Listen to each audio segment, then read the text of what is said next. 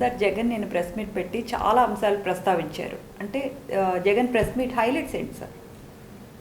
జగన్మోహన్ రెడ్డి వరుసగా 2 days పెట్టాడు. First మొన్న పెట్టాడు. 2.0 వర్షన్. లండన్ నుంచి బెంగళూరు వచ్చి, బెంగళూరు నుంచి తాడేపల్లి వచ్చి ఇదే పనిలో ఉన్నాడు. 2.0 అని చెప్పి ఏదో మాట్లాడాడు. అది మొన్న. నిన్న మళ్ళీ పెట్టాడు. అంటే అంత వెంటనే ఎందుకు పెట్టాడో తెలియదు కానీ నిన్న కూడా చాలా డీటెయిల్గా పెట్టాడు ప్రెస్ మీట్. చాలా అంశాల గురించి మాట్లాడాడు. ఏమనాలి, to give the devil is due, చాలా అంశాల గురించి చాలా లోతుగానే మాట్లాడాడు. చాలా విమర్శలు చేశాడు కూటమి ప్రభుత్వం మీద.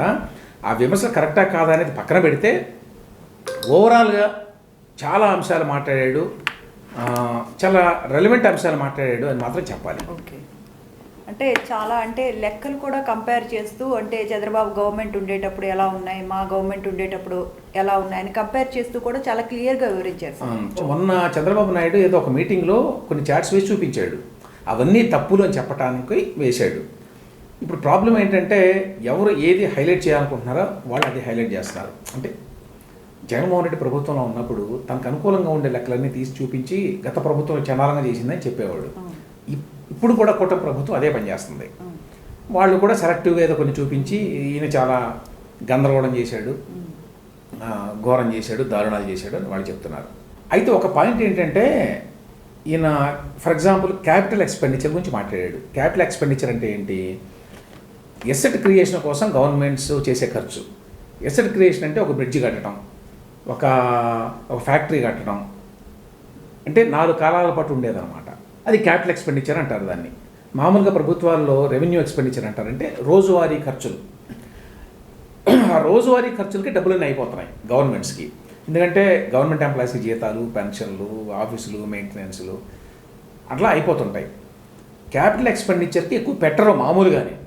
అయితే జగన్మోహన్ రెడ్డి టైంలో క్యాపిటల్ ఎక్స్పెండిచర్ ఇంకా తగ్గిపోయింది. ఎందుకంటే ఆయన ఈ డీబీటీ పేరుతో అందరికీ డబ్బులు ఇచ్చేసాడు, ఏమీ చేయకుండా. రోడ్లు కూడా వేయలేదు. రోడ్డు అనేది ఫర్ ఎగ్జాంపుల్ క్యాపిటల్ ఎక్స్పెండిచర్. మీరు కొత్తగా ఒక రోడ్డు వేస్తే అది 4 కాలాల పాటు ఉపయోగపడుతుంది అందరికీ. ఇప్పుడు జగన్మోహన్ రెడ్డి కూడా అదే చెప్తున్నారు, మా గవర్నమెంట్లో ఉండేటప్పుడు బటన్ నొక్కి అందరికీ డబ్బులు వేసే. అది వేరు, అదే వేశాను అని అన్నాడు. ఇప్పుడు అయినా కూడా క్యాపిటల్ ఎక్స్పెండిచర్ నాదే ఎక్కువ ఉంది అంటాడు. ఓకే, అయినా కూడా నేనే ఎక్కువ చేశాను, ఈయన తప్పుడు లెక్కలు చెప్తున్నాడు అంటాడు. కానీ యాక్చువల్గా సిఏజీ వాళ్ళు వాళ్ళ రిపోర్ట్స్లో ఒక మాట ఏమన్నారంటే జగన్మోహన్ రెడ్డి ప్రభుత్వం గురించి, ఈయన రెవెన్యూ ఎక్స్పెండిచర్ను కూడా ఆ అకౌంట్లో ఉన్న విషయాలను కూడా చాలాసార్లు వాళ్ళ ప్రభుత్వం క్యాపిటల్ ఎక్స్పెండిచర్ కింద చూపిస్తుంది అని స్పెసిఫిక్గా రాశారు వాళ్ళు. అట్లా చూపించొద్దు, అది కరెక్ట్ కాదు అని. అవి చూపించి ఈయన ఎక్కువ చూపిస్తున్నాడు.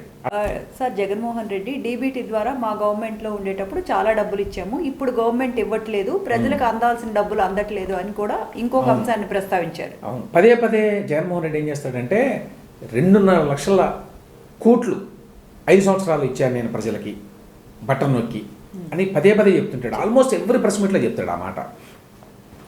2,50,000 కోట్ల రూపాయలంటే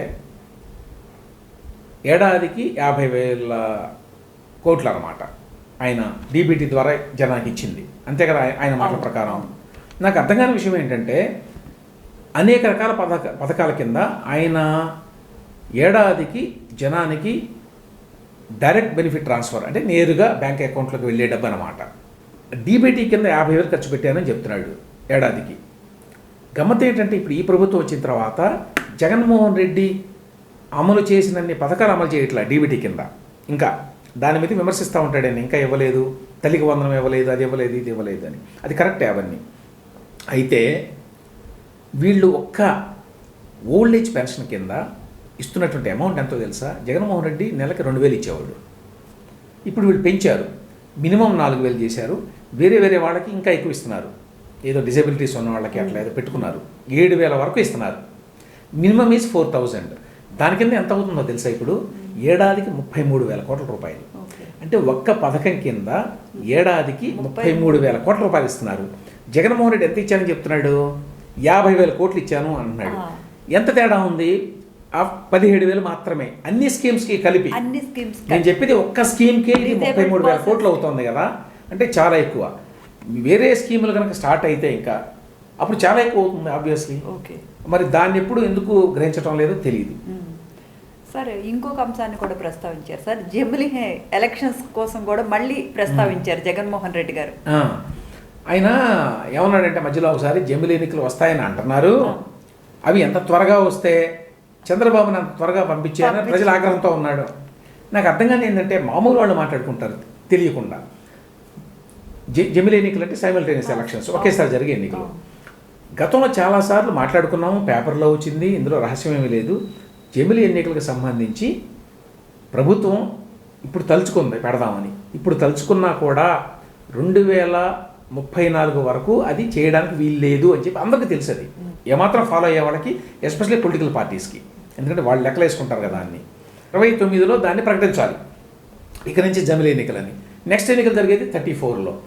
అయినా కూడా ఈయన ఇప్పుడేదో 29 లోపల ఈ సంవత్సరం వచ్చే సంవత్సరం వచ్చేస్తాయి జమిలి ఎన్నికలు, అప్పుడు మళ్ళీ మనం గెలుస్తాం అనేది ఎందుకు మాట్లాడుతున్నాడో జగన్మోహన్ రెడ్డి నాకు అర్థం కాల. అది ఏమంటే తెలియనితనమా లేక చాలా హోప్ఫుల్గా ఉన్నాడా, జరుగుతాయేమో జమిలి ఎన్నికలు, వస్తే బాగుండని అనుకోవడం కరెక్టే, కానీ రావు కదా అవి, ఎట్టి పరిస్థితుల్లో రావు అవి. 29 లోపు, 34 లోపు రావు, 29 కాదు. ఓకే.